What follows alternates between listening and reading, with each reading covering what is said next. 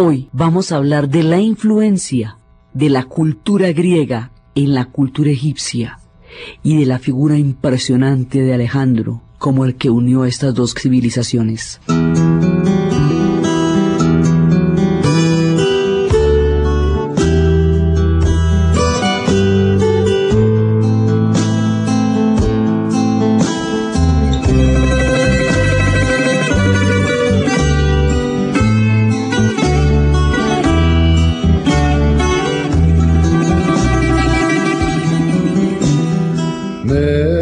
La vez pasada habíamos visto cómo los egipcios entran en una etapa sumamente crítica y difícil de su historia, y es la etapa en que primero llegaron los pueblos del mar, que eran los que había tenido que enfrentar el faraón después de Ramsés y todos ellos, y después llegaron las invasiones de los asirios, de los caldeos y luego de los persas.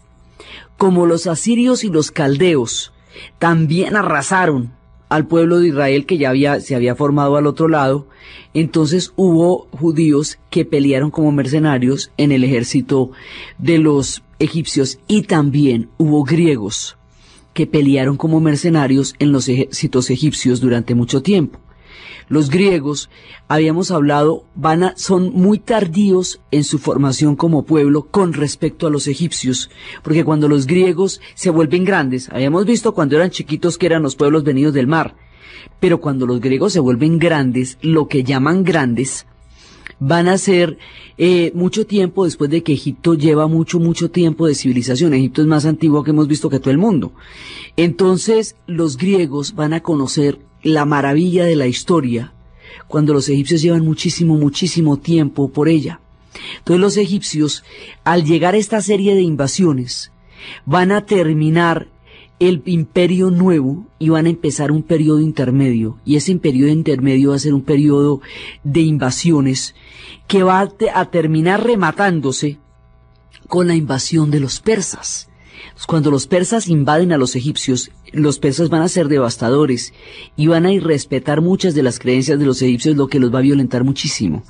Y van a tener mercenarios griegos peleando con ellos también, y van a tener otros pueblos peleando con ellos también. Entonces hay un momentico en que parecería que se va a ocultar el sol de los egipcios.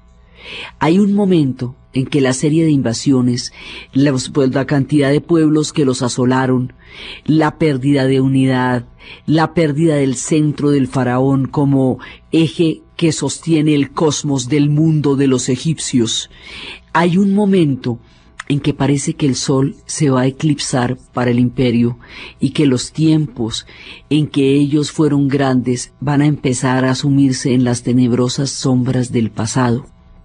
Cuando esto parece ser así, cuando ya parece que no hay ninguna capacidad de renovarse y de reconquistar la grandeza del Alto y del Bajo Nilo, cuando ya parece que no hay un aliento que los salve ya de las tinieblas de la historia, aparecen los griegos cuando grandes.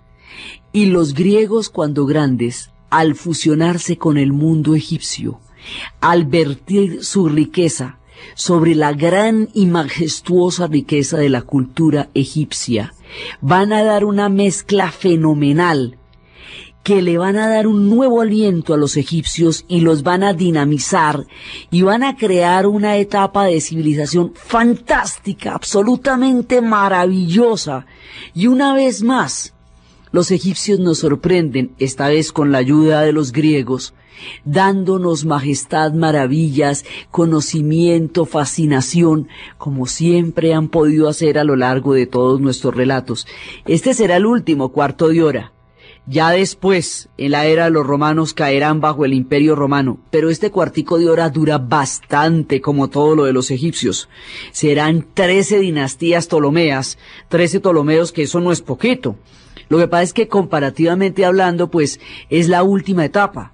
pero es fantástica. Digamos, ellos de todas maneras van a cerrar con broche de oro su paso por la historia, y este pedazo es maravilloso porque se van a fusionar dos grandes, los antiguos egipcios que llevan tanto tiempo de historia y de civilización, y los griegos que han llegado a un punto de esplendor completamente magnífico, lo suficientemente grandioso para formar los pilares de la civilización occidental. O sea, los griegos van a ser de quitarse uno el sombrero.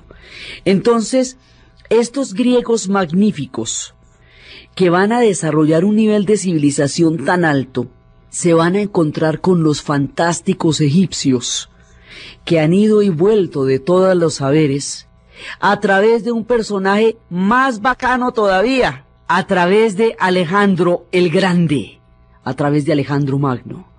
Y esta combinación de la grandeza de los griegos, la magnificencia de los egipcios y la grandeza de Alejandro va a dar un esplendor, uno de esos momentos en que florece el conocimiento, las artes, la espiritualidad, todo, porque las grandes civilizaciones se encuentran y son capaces de aprender la una de la otra y de tributarse maravillas la una a la otra. Uno de esos raros puntos en que la historia florece con tanto esplendor que enseña miles y miles de cosas a través de este encuentro cósmico entre los griegos y los egipcios. Entonces los griegos se fueron volviendo grandes, después se unificaron, crearon toda esa civilización maravillosa y lo van a crear a través de ciudades-estados de Esparta, de Atenas, de Tebas. Pero es un mundo inestable, siempre es un mundo inestable porque las ciudades están en guerra entre sí con mucha frecuencia. Ellos van a vencer a los persas, que son las guerras médicas, ellos van a tener guerras entre sí, que son las del Peloponeso. La civilización griega como tal desarrolla un concepto de la política, el cual lleva a la idea del ciudadano. Desarrolla la lógica a través de Aristóteles, quien será el futuro maestro, pues el maestro de Alejandro, y la lógica es la que organiza todo el esquema mental con la cual funciona Occidente. O sea, todos los principios lógicos de una cosa no puede ser y no ser de la misma manera y al mismo tiempo. Eso es Aristóteles, todas las categorías, eso, digamos, los elementos con los que uno clasifica la realidad y la entiende, están armados por Aristóteles. Los griegos van a dar a Platón, y Platón va a dar toda una idea de un mundo de las ideas y de un mundo que imita al mundo de las ideas. Van a dar a Pericles, al sabio de Solón, y muchas otras cosas. A través de la tragedia vamos a conocer a los grandes y el espíritu profundo del alma humana. Vamos a conocer las fábulas de Esopo, vamos a conocer una cantidad de civilización, lo apolíneo y lo dionisiaco, el mundo de los dioses del Olimpo y todo su pacto para repartirse el cosmos. Vamos a conocer todo lo que son los conceptos de la filosofía. Primero, una mitología muy importante y luego la formación del pensamiento filosófico. Vamos a conocer a los estoicos y a los epicúreos. Vamos a conocer una gran cantidad de formulación de ideas y de espíritus y de engrandecimiento de lo que es la cultura y de la civilización. Entonces, los griegos habían desarrollado todo esto, más las tácticas de guerra que tenían los tebanos, la famosa falange tebana, que era una falange de amantes. En la Grecia, la homosexualidad era una de las relaciones más cotidianas y más frecuentes, porque tenía un carácter pedagógico en algunos casos entre maestros y alumnos, porque tenía una connotación cultural completamente diferente a la que va a tener en Occidente, porque la formación de Occidente viene del cristianismo y del judaísmo también. Entonces los griegos tienen un concepto de la homosexualidad completamente distinto. Eso es parte de lo que hace tan polémica la figura de Alejandro. No lo hubiera sido en su tiempo, no lo fue. Lo que pasa es que a los ojos de Occidente esto se ve de otra manera completamente distinta. Los griegos tenían un concepto de la homosexualidad, de la bisexualidad totalmente natural. Era parte de su cultura y no tenía nada de particular. Eran muchas de las posibilidades de relaciones que había dentro del mundo griego. Los griegos tenían un concepto de lo apolíneo y lo dionisiaco. Tenían unos 3 meses al año en las cuales se daban festividades enloquecidas a favor del dios Dionisio, y tenían el resto del año para crear la geometría y desarrollar la redondez de la Tierra y crear todos los sistemas filosóficos y matemáticos que ellos llegaron a crear. Entonces, esta civilización griega, que militarmente hablando también va a ser importantísima, la falange tebana, va a ser un regimiento de amantes, y como todos son amantes entre sí, ninguno puede abandonar a su amado en el campo de batalla, y por eso no se rinden jamás. Entonces la falange tebana va a ser fundamental, y la falange tebana va a ser una de las escuelas donde Alejandro va a aprender los artes de la guerra. Entonces va a explorar Atenas con todo su concepto de la democracia, Esparta con su concepto de la guerra, y la grandeza de todo eso lo va a tomar después Tebas. Entonces uno se pregunta, ¿por qué todas las referencias que tenemos de los egipcios son griegas? ¿Por qué los nombres son griegos? ¿Por qué llamamos a la desembocadura del Nilo el delta? ¿Por qué llamamos a Luxor, a lo que hoy es Luxor, Tebas? ¿Por qué toda esa cantidad de nombres griegos que hemos venido haciendo alusión desde que empezamos la historia? ¿Por qué? Pues resulta que esta gran civilización griega en sí misma no hubiera difundido su legado, porque ellos no estaban particularmente interesados en contarle a los demás quiénes eran y qué hacían, si no es por la figura de un personaje que va a universalizar el mundo griego. Va a haber un personaje que va a tomar todo el legado de los griegos y va a caminar el mundo entero, llevando el concepto que los griegos tienen del mundo, y eso lo va a universalizar.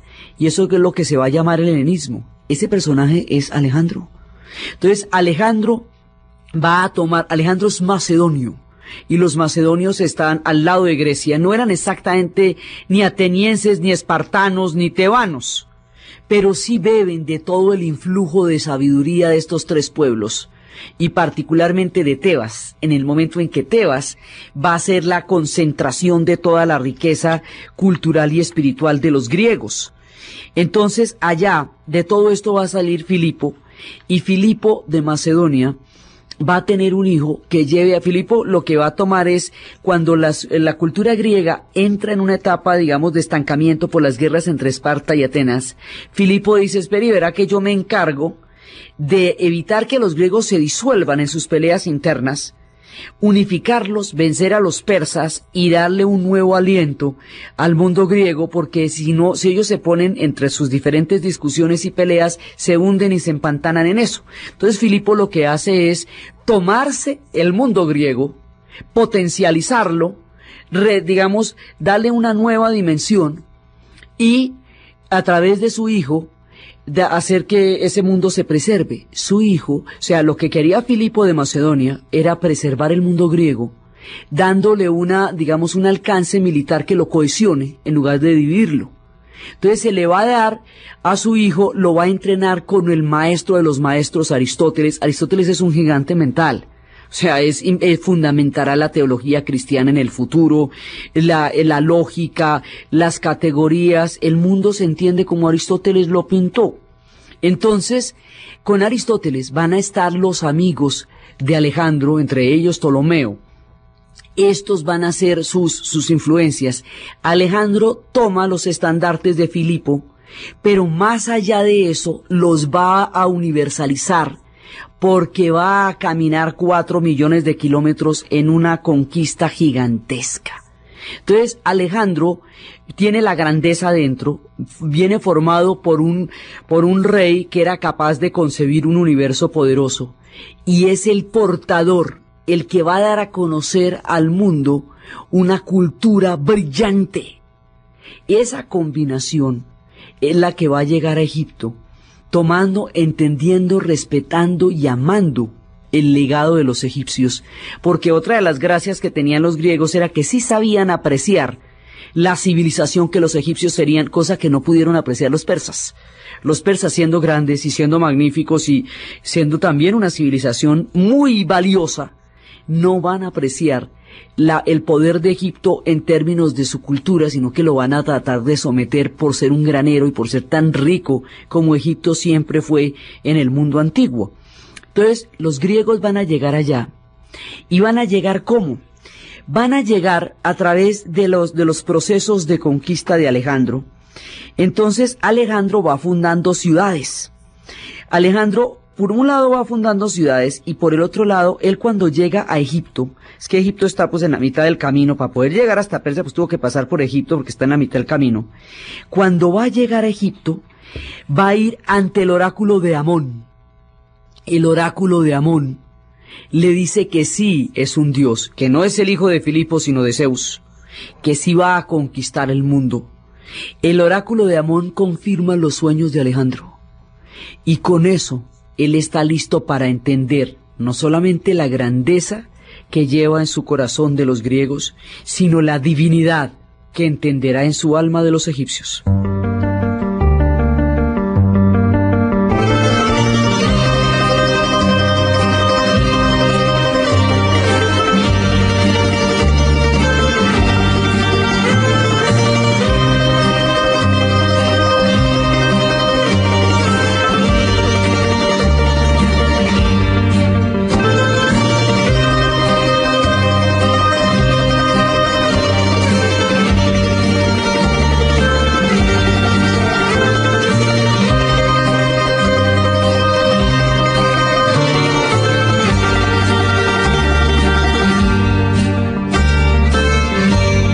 Cuando Alejandro entra en contacto con el oráculo de Amón, cuando Alejandro entra en contacto con los egipcios, empieza a entender un concepto nuevo que era totalmente desconocido para los griegos, y era el concepto de los gobernantes divinos.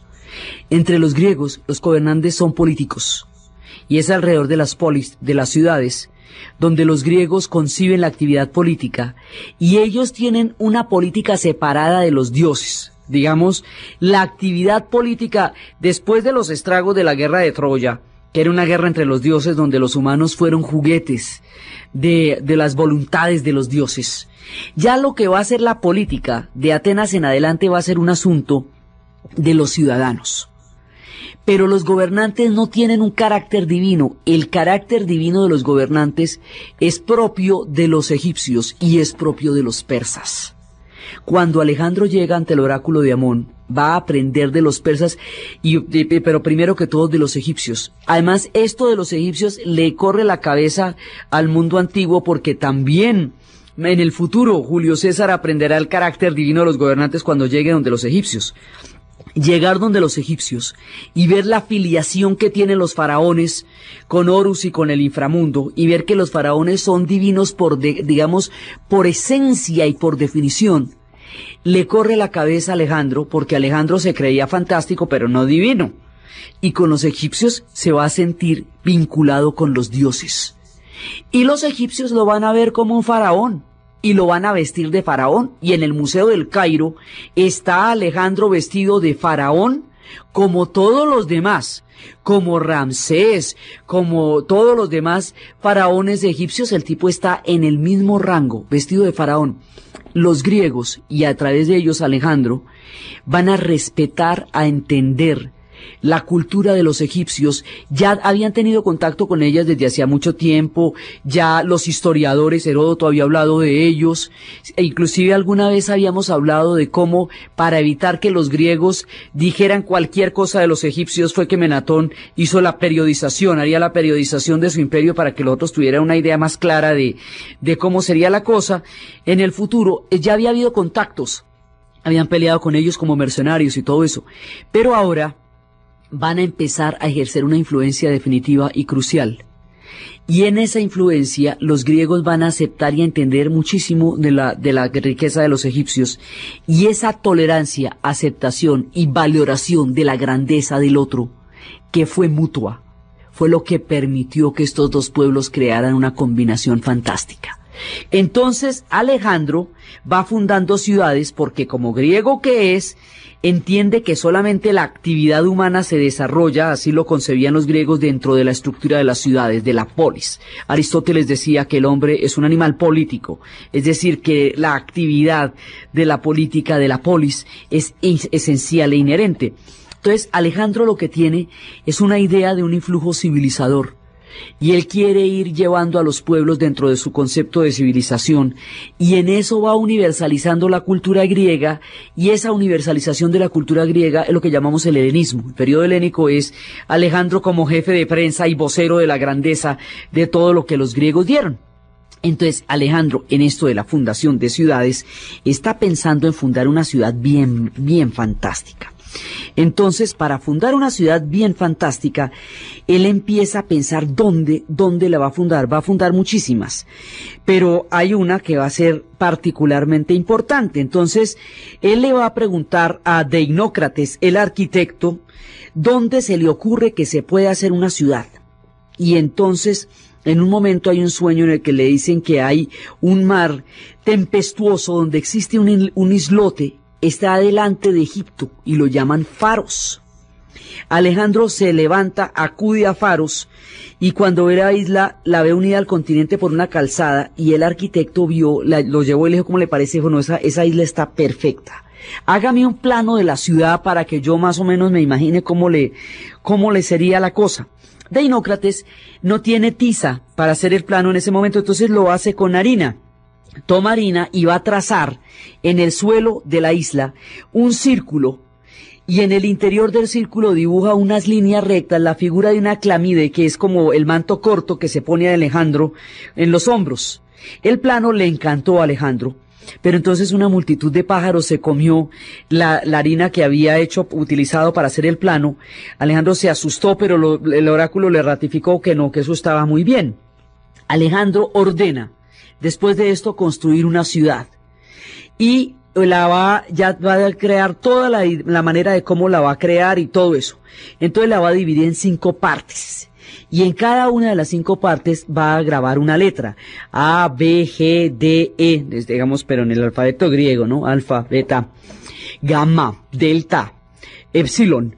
Entonces la A es de Alejandro, la B es de Basileos, que significa rey en griego, la G es de Genos, que significa raza, la D es de Dios y la E de edificación. Entonces son las 5 primeras de las letras del alfabeto que van a designar los barrios de una ciudad incomparable. Y esa construcción va a ser fiel a las lecciones que a él le había dado Aristóteles. Y va a empezar a crear la ciudad más maravillosa que uno se pueda imaginar sobre la tierra. Entonces Alejandro la dejó diseñada. Sí, en un principio había pensado que fuera como una especie de figura de él con venas y arterias, pero después dijeron que las venas y las arterias de las ciudades son el comercio, entonces va a quedar unida al continente y empieza a crear. Él la deja fundada y va siguiendo su conquista por el mundo, pero la traza y la deja fundada. Esa ciudad va a haber muchas Alejandrías, pero esta es la ciudad y esta es la Alejandría y ese es el lugar donde va a tener toda esta grandeza un espacio para existir. Entonces Alejandro va a seguir en total. Las conquistas de Alejandro con sus 4 millones de kilómetros cuadrados van a dar lo que hoy comprende Libia, Egipto, Jordania, Líbano, Siria, Irak, una parte de Arabia Saudí, Turquía y por supuesto arrancando de Grecia, entonces Serbia, Macedonia, Rumania, Bulgaria, arrancando de Grecia, Turquía, Georgia, Rusia, Irán, Turkmenistán, el sur de Rusia, Azerbaiyán, Turkmenistán, Afganistán, llamado la Bactriana, que es donde va a conseguir a Rosana, su mujer, Uzbekistán, lo que hoy es Pakistán, va a llegar hasta la India. Y en la India es donde se va a devolver, porque alguna vez habíamos dicho que Alejandro es grande, pero la India más. Entonces, ese es el mundo que Alejandro va a hacer, y va a ir fundando ciudades por todas partes, y va a haber un montonón de Alejandrías, pero la que va a conocer la grandeza es la Alejandría que él va a fundar en Egipto. Alejandro muere. Con la muerte de Alejandro con toda su grandeza y con todo su legado que Oliver Stone nos está mostrando. Con la muerte de Alejandro, los generales, es decir, sus amigos, su parche, sus compadres, que fue con los que se educó, que fue con los que guerrió, que fue con los que caminó y que fue con los que conquistó el mundo y que se morían de la rabia cada vez que le daba un ataque de divinidad ya fuera de Egipto o ya fuera de Persia, porque decían se las cree las que le dicen, pero él también sabía que si no se embestía de divinidad los pueblos no lo iban a adorar. Alejandro entendió a los pueblos que conquistó como sus iguales. Y eso casi nadie es capaz de entender, que esos pueblos son tan valiosos como el suyo propio, que son antiguas civilizaciones, y fundaba ciudades para sacar muchas veces a los pueblos que consideraba que el nomadismo los apartaba de un influjo civilizador que él llevaba en ese momento. Entonces Alejandro va a morir muy joven. Va a morir a los 33 años, ya habiendo conquistado el mundo y siendo el referente fundamental de lo que es un gran conquistador. Después hasta Julio César le tenía envidia, y despertarle envidia a Julio César, que fue tan grande, pues tiene su cuento. Entonces Alejandro va a morir, y al morir Alejandro, los generales, o sea, sus amigos y sus parceros, se van a dividir el imperio de todo cuanto Alejandro conquistó. Y cada uno de ellos va a quedar en nombre de alguien. Entonces, de esa manera, Seleuco va a quedar entre Palestina y Mesopotamia, Casandro va a quedar en lo que antes era la parte de la península balcánica, y dentro de eso, Ptolomeo, su compañero, su amigo, que dicen que era primo de él, este Ptolomeo, que es el que va a estar, digamos, va a tomar esta parte, a él le va a corresponder Egipto. Entonces, al conquistar Egipto y al quedarse Ptolomeo en Egipto, después de la muerte de Alejandro, se funda una nueva dinastía, la dinastía de los Ptolomeos. Es una dinastía griega que va a gobernar en Egipto, y estos van a ser faraones. Todos se van a llamar Ptolomeo, pero lo que los distingue es el apellido. Este Ptolomeo se llama Ptolomeo Sóter, por los dioses egipcios. Entonces van a hacer una fusión entre el mundo griego y el mundo egipcio, que se va a manifestar a través de faraones. Estos van a ser 13 faraones, y todos se llaman Ptolomeo, y todas las mujeres se van a llamar Cleopatra. Son 7 Cleopatras, hasta la última Cleopatra, Ptolomea, que es la que va a conocer a Julio César y a Marco Antonio, y es la última de las reinas de Egipto. Entonces, esto se va a conocer muchísimo, este periodo de la historia, porque los griegos van a fundamentar la civilización occidental, y entonces, pues, a través de ellos se van a conocer todos los legados de los pueblos donde ellos estuvieron. Entonces, aquí estamos en un esplendor. Esto ya no es un Egipto autónomo propiamente dicho, porque ese ya nos desapareció con las invasiones y con el fin del Imperio Nuevo. Por eso ya no llamamos Imperio Nuevo, sino el periodo intermedio y ahora el periodo griego. Pero sí va a ser un Egipto muy respetado dentro de sus propias tradiciones. Digamos, los Ptolomeos van a ser legítimos ante los egipcios, porque los Ptolomeos van a reconocer el valor de la cultura egipcia, y es a través del reconocimiento de sus dioses y a través del reconocimiento de su grandeza que los egipcios van a poder recibir la influencia griega. De otra manera no lo hubieran tolerado. Cuando llegaron los persas, los egipcios los sacaron de allá, pero rapidito, porque les parecían unos irrespetuosos. Pero los griegos, que llegan con sentido de valía, van a poder establecer un sincretismo con la cultura egipcia. Y ese sincretismo se va a ver en la arquitectura, se va a ver en los templos, se va a ver en la cultura, se va a ver en el hecho en que Alejandro lo nombren faraón, y que Alejandro después y él va a ser embalsamado. Alejandro va a morir en Babilonia, lo embalsaman. Ptolomeo va a interferir con el cadáver de Alejandro y lo va a meter en un sarcófago de piedra. Ese sarcófago después lo van a reemplazar por uno de oro, después de uno de cristal. El de piedra está en Turquía, en Topkapi, cuando los turcos otomanos se tomaron toda esa zona, y en alguna parte de toda esa pelotera se perdió el cuerpo de Alejandro. Dicen que está construido debajo de la mezquita de Alejandría, que en una época fue la mezquita de Iskander, como llaman los árabes. Como en el Corán está mencionado Alejandro, también se hablaba de Iskander mucho tiempo después, pero ellos lo mencionan también. El asunto es que eso, como muchas otras de las grandes tumbas de los grandes que hemos nombrado, aún permanece en el misterio. Entonces, Ptolomeo de ahí para adelante a crear la dinastía Ptolomea entre los egipcios. Y por eso es que nos aparece una Cleopatra que es egipcia, que es totalmente egipcia, pero que viene de una dinastía griega, que es la dinastía de los Ptolomeos. Este Ptolomeo es un grande y le va a dar a los egipcios su grandeza junto con la de ellos. Este es el tipo que le va a dar a la ciudad el carácter tan maravilloso que la ciudad va a tener. Todo el epicentro se traslada, que anteriormente fue en Memphis, donde además se escondió Alejandro un ratico mientras le hacían su sarcófago. Después, cuando estaba muerto, la grandeza del imperio antiguo fue en Memphis. La grandeza del imperio medio y nuevo va a ser en Tebas. Pero ahora, en el tiempo de los griegos, del gobierno de los griegos, la grandeza se va a trasladar en una dimensión inimaginable a la hermosísima y maravillosa ciudad de Alejandría, donde todo va a ser posible.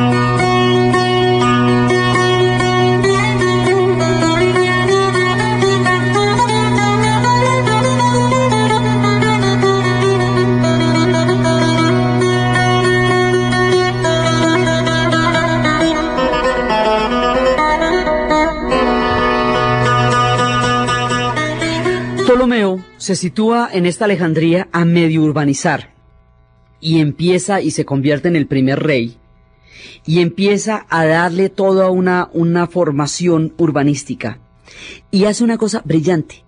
Recurre a los antiguos saberes de los constructores de pirámides y los combina con la razón y la lógica que los griegos le debían a Aristóteles y hace de la combinación de esos dos saberes una ciudad perfecta, con una geometría perfecta, aprovechando la sabiduría de ambos. Y de esa manera va a crear una ciudad maravillosa, va a tender un puente sobre el mar para llegar a la isla de Faros. Y allí va a mandar erigir una torre. Desde hace casi 2 milenios que salvó a la tripulación. El mar de Alejandría es muy turbulento. Eso, mejor dicho, es bravo como él solo. La presencia y la necesidad de un faro le salva la vida a mucha gente.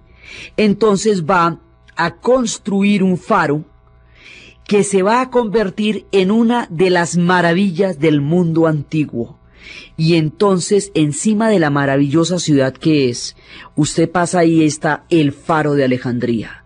El faro sería destruido 1 milenio después por un terremoto, pero es parte de lo que le va a dar la grandeza a la ciudad, es el faro de Alejandría, que va a poder iluminar y orientar a los viajeros por entre uno de los mares más turbulentos en una de las esquinas más bravas del Mediterráneo.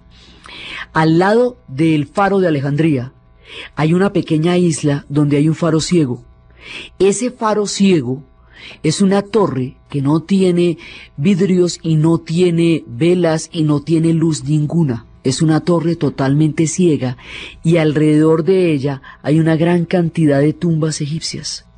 Se cree que ese otro faro, que está al lado del faro de Alejandría en una isla contigua, es para iluminar a las almas de los egipcios en su retorno al cuerpo para el paso a la eternidad. Que es de esa manera que se pueden orientar las almas que están regresando después del juicio de Anubis, después del peso del corazón, para llegar al mundo de Osiris y gozar así de los privilegios de la eternidad. Entonces Alejandría va creciendo y después viene lo más fantástico de todo. Ptolomeo le va a decir a un amigo suyo que se llama Demetrio que le construya una biblioteca.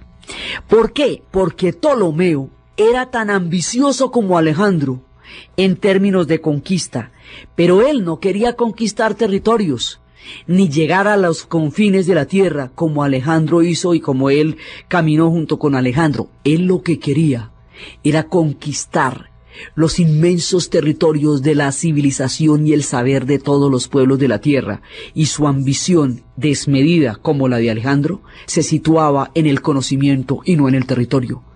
Y empieza a atraerse los sabios griegos, los más fantásticos, y empieza a atraer hacia la ciudad los sabios de todas las tierras del mundo antiguo, y empiezan a construir. Demetrio, por encargo de Ptolomeo, construirá la Biblioteca de Alejandría. Y la Biblioteca de Alejandría consiste en tomar los papiros de los barcos que van a llegar a Alejandría, quedarse con los originales y darles una copia lindísima, eso sí, una copia repila, pero los originales se van a quedar en Alejandría. De esa manera, al quedarse los originales en Alejandría y al empezar a hacer las traducciones de las grandes obras y todo, en Alejandría empiezan a darse las primeras organizaciones de las bibliotecas y empiezan a aparecer los catálogos para poder clasificar los pergaminos. Los pergaminos no, porque la historia de los pergaminos es distinta. Una vez que va a haber un monopolio de papiro en Alejandría, el rey de otra parte, que era Pérgamo, decide tomar los cueros de las reses y escribir sobre ellos, y así surgirá el pergamino. Aquí estamos con los papiros. Los papiros se van a organizar en anaqueles, y para poderlos clasificar vamos a utilizar los catálogos. Y con los catálogos y las clasificaciones vamos a empezar a desarrollar las bibliotecas. Y una manera de establecer contacto con Alejandría era llegar con barcos cargados de papiros que fueran copiados y entregados. Alejandría respetaba y aceptaba a todo navío que llegara con libros, porque la condición era que sus papiros fueran compartidos con Alejandría. Iba a llegar a tener más de 750.000 volúmenes. Iba a llegar a tener un conocimiento de todo el mundo de la antigüedad. Esa biblioteca es una biblioteca del universo, es el primer concepto de una biblioteca universal, donde los saberes de Persia, de India, de Grecia, de todas partes se encuentren contenidos en un solo lugar, para que Ptolomeo tenga acceso a los grandes horizontes infinitos del conocimiento a través de la grandeza y la magnificencia de la Biblioteca de Alejandría. Y esa será en sí misma una maravilla incomparable en la historia del conocimiento humano, será la Biblioteca de Alejandría. Y esa es la obra de Ptolomeo, que lo hace tan grande como Alejandro en términos del saber, y es la construcción física de Demetrio que le dio la talla a los sueños de Ptolomeo.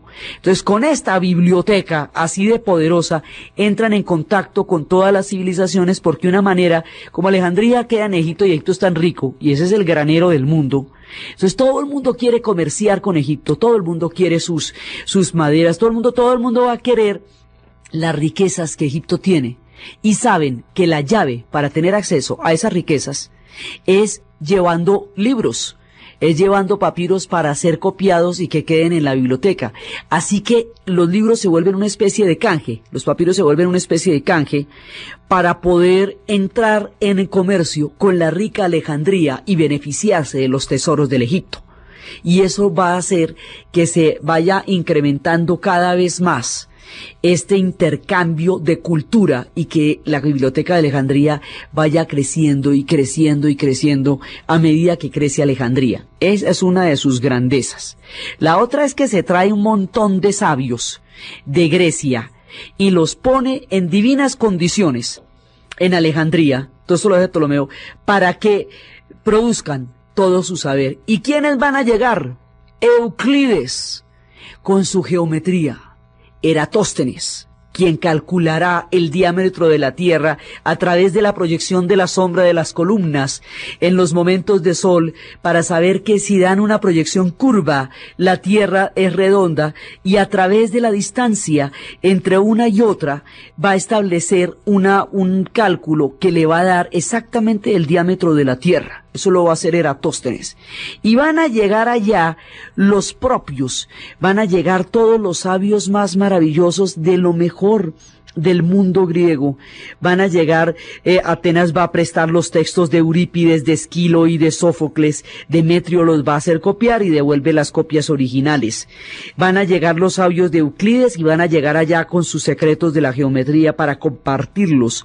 Y el gozo del conocimiento y de todos los saberes de los egipcios más los saberes de los griegos va a ser de la Alejandría una ciudad incomparable que solamente va a ser eclipsada en el futuro por la presencia de Constantinopla, cuando ya lleguen los tiempos cristianos del Imperio Romano de Oriente.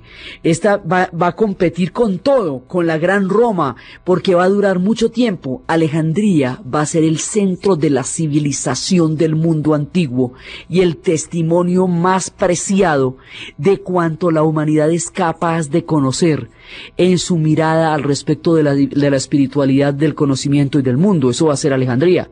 Y entre toda la gente que lleva a Alejandría, hablan de un libro que habla de un solo Dios, y eso les parece rarísimo. Dice, por allá hay unos que tienen un libro de un solo Dios, y el libro es importante que lo conozcamos. Ah, listo, eso no tiene problema, pero y verá, no podemos acudir a los judíos que viven en Alejandría, porque ya hace tanto que viven en Alejandría, que no tienen sus tradiciones tan arraigadas como las necesitamos para que nos traduzcan ese libro. Entonces vamos a hacer una cosa, el milagro de los 70. Van a traer de Israel, 70 sabios. Se dicen que eran 72, pero esto quedó consignado como el milagro de los 70. Esos 70 sabios van a ser trasladados a Alejandría y se les va a pedir a cada uno de ellos por separado, en celdas separadas y sin entrar en contacto el uno con el otro, que hagan la traducción de ese libro que está hablando de un solo Dios. El libro que está hablando de un solo Dios, ellos lo llaman la Torá, y es el que está compuesto por 5 libros que los griegos llamarán el Pentateuco, que es el que va a tener el Génesis, el Éxodo, el Levítico, es el que va a tener todos esos libros. Se llama el Pentateuco porque Penta es griego, ¿no? Entonces, los griegos van a tener esta traducción. Se dan a la tarea los sabios, los 70, de traducir la Torá. Y esa traducción, el milagro consiste en que esa traducción es absolutamente idéntica entre cada uno de los 70 sabios sin haberse hablado en ninguno con otro entre sí. El caso de que la traducción sea idéntica es conocido como el milagro de los 70. Esa traducción que hacen los sabios judíos de este libro de un solo Dios es la primera traducción que se va a hacer del hebreo al griego de la Biblia. Y esa traducción que hacen del hebreo al griego de la Biblia es la que hace que la Biblia quede en Grecia y quede en la biblioteca, y que más adelante, cuando el mundo cristiano surja en estos mismos parajes y las escuelas cristianas florezcan en Alejandría, sea esta traducción de la Biblia la que se vaya a conocer, y como más adelante el cristianismo será la religión que fundamente a Occidente, por esta traducción de los 70, Occidente conoce la Biblia, y las versiones que se van a difundir a lo largo del mundo cristiano son las que provienen del milagro de los sabios de los 70. Entonces, otra de las cosas que Alejandría va a entregar al mundo es la traducción de la Biblia. Entonces nos va a traer la redondez de la tierra, la geometría euclidiana, la traducción de la Biblia, nos va a traer la biblioteca, nos va a traer las maravillas más impresionantes alrededor de lo que va a ser la gran civilización de Alejandría. Alejandría será una ciudad legendaria. Más adelante quedará hundida en el mar y volverá a surgir muchas veces. Y una novela maravillosa sobre la característica de la ciudad se escribirá en el siglo XX, que se conocerá como el Cuarteto de Alejandría, compuesta por 4 personajes, por lo que va a ser Justin, por lo que va a ser Baltasar, Montolif y Clea, una historia contada de la misma por 4 personajes, convirtiéndose la misma historia en una historia totalmente diferente. Y el prólogo de esa historia siempre dirá que cualquiera de las cosas que vayan a hacer los personajes a lo largo de la narración no se les puede atribuir directamente, no tienen una responsabilidad personal en sus acciones, porque son simplemente las formas como la sociedad utiliza a las personas para expresarse, que la culpa de todo cuanto sucede en esa novela la tiene y la tendrá siempre Alejandría. porque es el carácter de la ciudad el que utiliza a las personas para expresar su complejidad.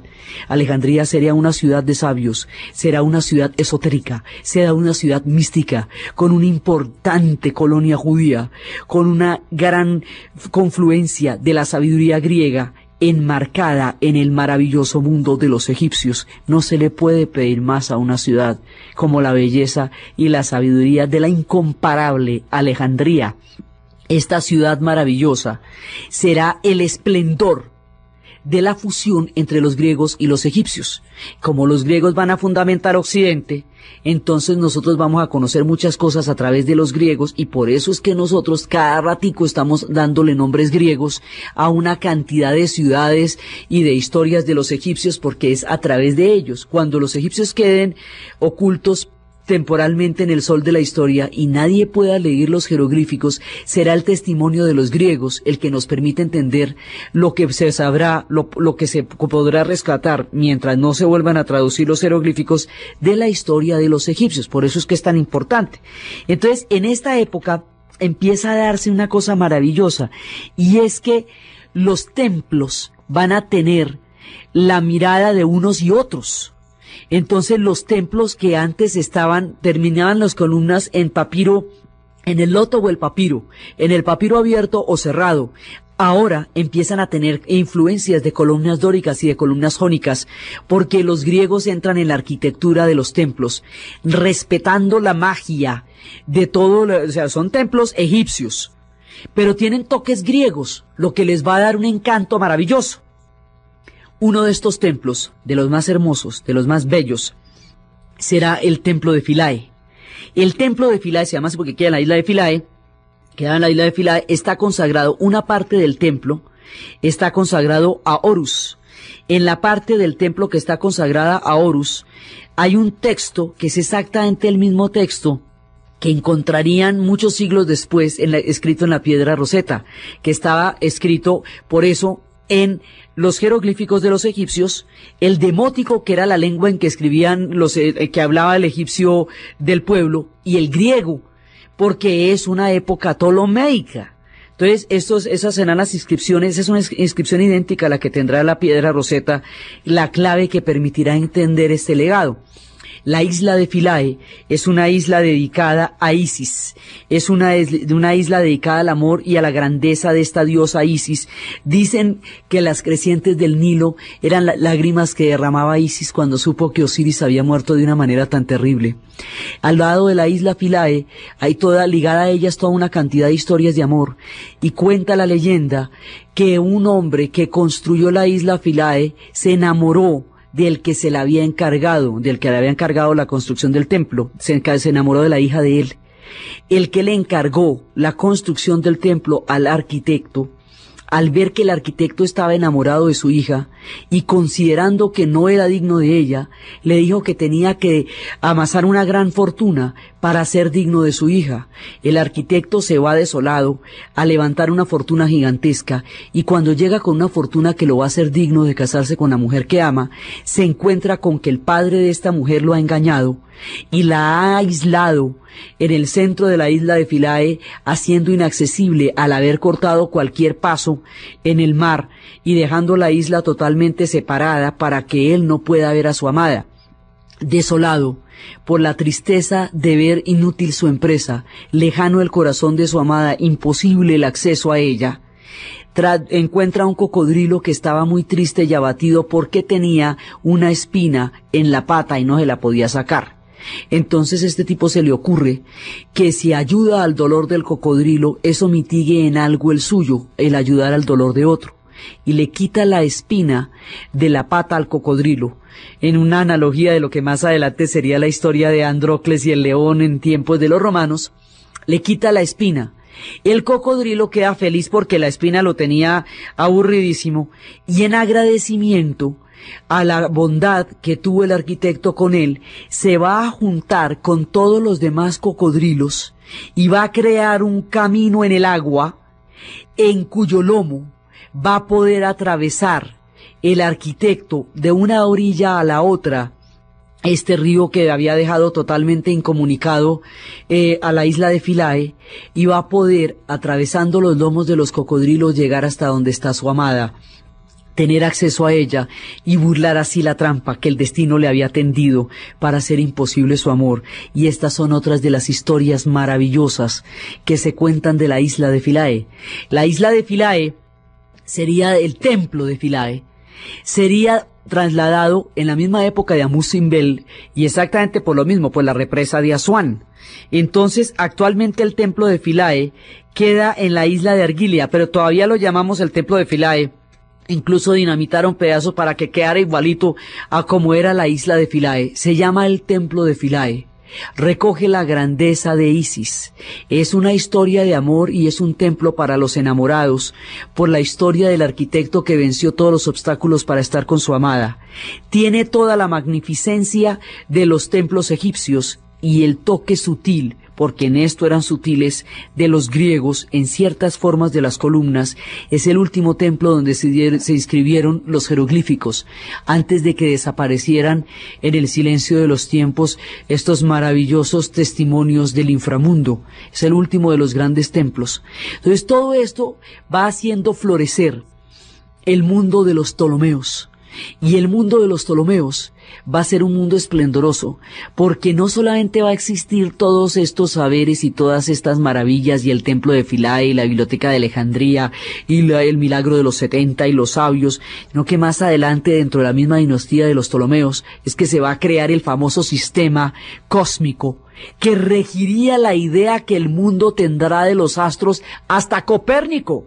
El famoso sistema de Ptolomeo, la teoría geocéntrica de la Tierra, la bóveda celeste, el movimiento de los astros alrededor de la Tierra, demostrado además matemáticamente, será otro de los logros de la dinastía de los Ptolomeos entre los egipcios, y eso será tan duradero que solo en tiempos de Copérnico se podrá dar el desplazamiento del mundo geocéntrico de los Ptolomeos al mundo heliocéntrico, que de lo que más adelante va a ser la formación de la ciencia en Europa en el siglo XV. Todo esto está sucediendo en la magnífica Alejandría y en el mundo de los Ptolomeos. Los Ptolomeos seguirán adelante hasta que la última de ellas enfrente ya otro imperio y otro tiempo y otras circunstancias. La última de ellas será Cleopatra, esa es la séptima, Cleopatra de los Ptolomeos, que conocerá a Marco Antonio y a Julio César. Las historias de Cleopatra con Julio César, ya los tiempos de los romanos, cuando los griegos se vayan a convertir en provincia romana y los egipcios estén a punto de perderlo todo, en la trágica y heroica figura de esta reina, será lo que veremos en el siguiente programa. Entonces, desde el esplendor de Alejandría, la grandeza de Alejandro, la talla histórica de Ptolomeo, la maravilla de la biblioteca, el esplendor de la fusión de dos culturas que le han dado al mundo uno de sus periodos más eximios y fantásticos en términos de grandeza, conocimiento y espiritualidad. En la narración, Diana Uribe; en la producción, Jessy Rodríguez, y para ustedes, feliz domingo.